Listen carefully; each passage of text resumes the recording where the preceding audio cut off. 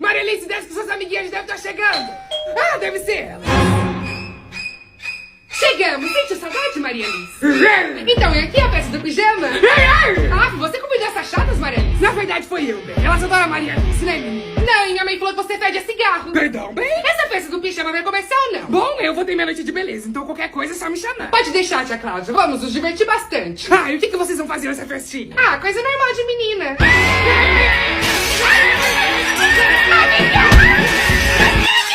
Eu tive uma ideia genial do que a gente pode fazer. Te jogar no lixo com os ratos? Não, vamos nos maquiar e ficar bonita. Ah, eu vou me maquiar, vamos se maquiar. É, que eu ainda prefiro a opção dos ratos.